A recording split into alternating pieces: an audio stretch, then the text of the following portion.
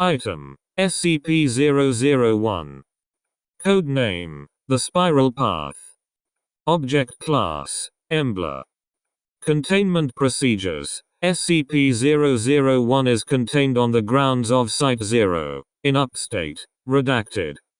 A fence has been constructed around the perimeter of SCP-001's observed effects. In addition to Site-0's security, no fewer than 5 armed guards are to be present at all times to prevent unauthorized entry. The adjoining physics laboratories will be manned at all hours, studying any anomalies. A small metal plaque bearing an inscription will be maintained in good condition. Any damage is to be immediately reported to maintenance. Description: SCP-001 is a circular gravel path in a wooded area. When traveled in a counterclockwise direction, the trail is continuously uphill, even after reaching the original point. When traveled in a clockwise direction, the trail shows the same amount of uphill and downhill travel, as expected. Level 5 clearance is required to access SCP-001's experiment log. New members of Overseer Council are required to read Document 00105. If you're reading this, then congratulations. One of us has died. Something killed one of us. A monster, perhaps, or a rival from the GOC. Or maybe we got just a little close to the flame, like Aaron. Not old age, of course. We took care of that, didn't we? Anyway, one of the old guard is gone. Maybe Jason. Maybe Agnes. Maybe me. Hell, I'd be surprised if I wasn't the next one to die. I always was the most expendable. I'm going to write this to you as though you were a human being. It will be the last time anyone extends you the courtesy, so I hope you appreciate it. Whoever you are, whatever you did before, you must have been high-ranking when you were pulled into this. You must have noticed the discrepancies, the inconsistencies. I don't know how much you've been told already, or how much you've pieced together. The crux of the matter is this: the retrievals and recoveries of SCP objects are staged, or made up whole cloth.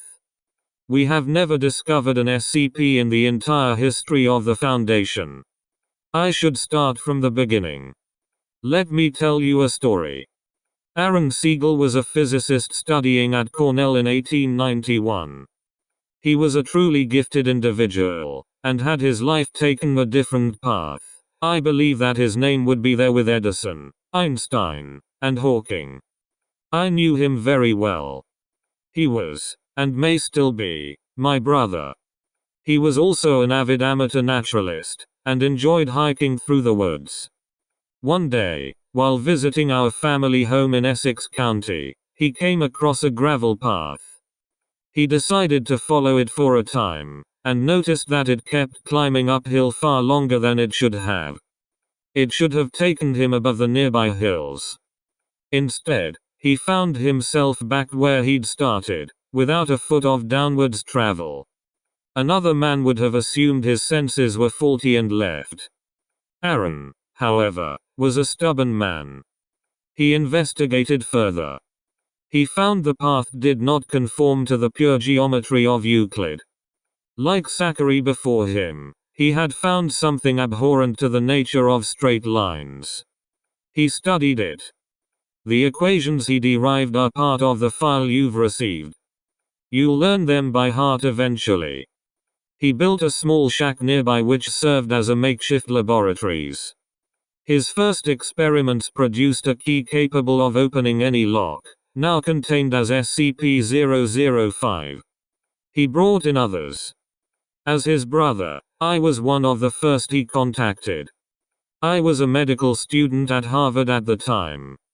I initially thought he was mad, but when he showed me the path, the key, I had to learn more. There were others with us, other friends and colleagues. Most of them are gone now, but we were the core. We created the Foundation from around ourselves.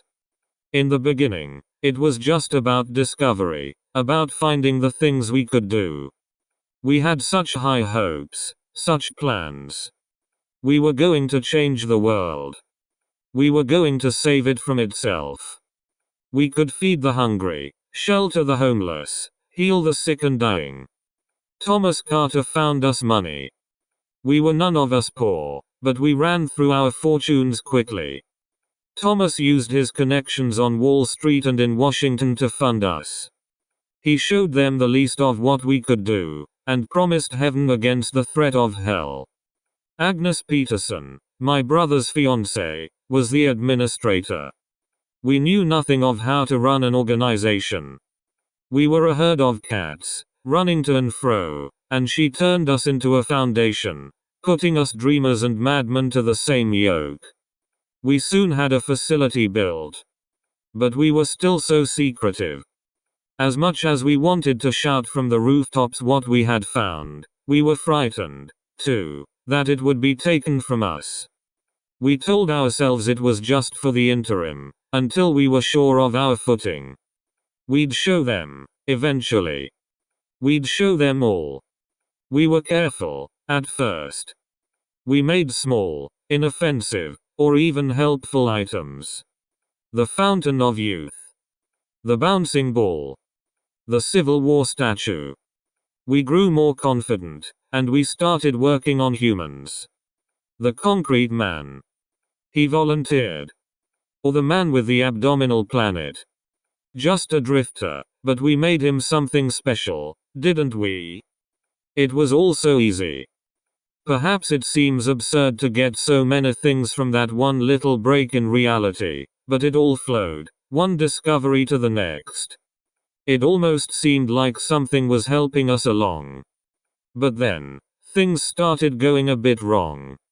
While he was playing with his equations, Aaron accidentally derived the missing number. In my laboratories, I found I'd made the zombie plague. But we were too invested in our projects, so we pushed ahead. Then came the pipe nightmare, and the stairwell. We knew we'd need more help. Thomas showed what we'd done to the military. Told them we'd found these things, discovered them. We made up names like Prometheus Labs, and the Chaos Insurgency.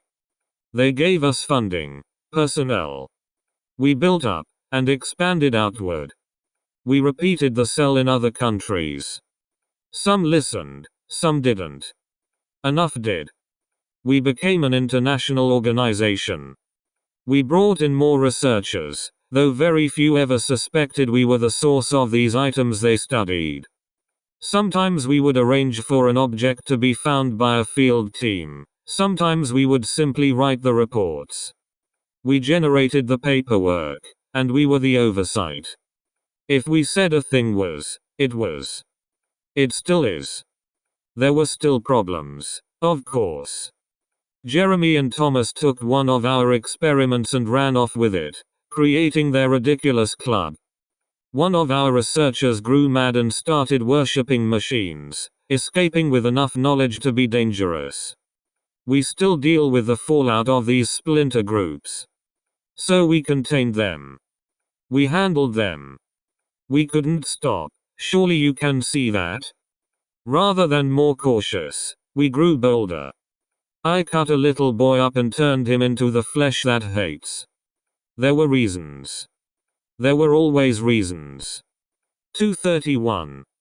We created her, and her sisters. We took them from orphanages, and arranged for what followed.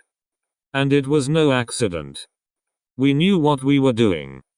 There was a reason for it once, but I'll be damned if I can remember it now. None of us do, except maybe my brother, wherever, whatever he is now. We keep moving forward. Even after Abel, after the blood pond, after that damnable reptile, we still move forward with our work. What else can we do? Our only hope to survive the events we've set in motion is to understand better, to learn more. We're on the back of a terrible beast, and if we try to jump off now, we'll be crushed beneath. But that's not what frightens me, and it isn't what should frighten you.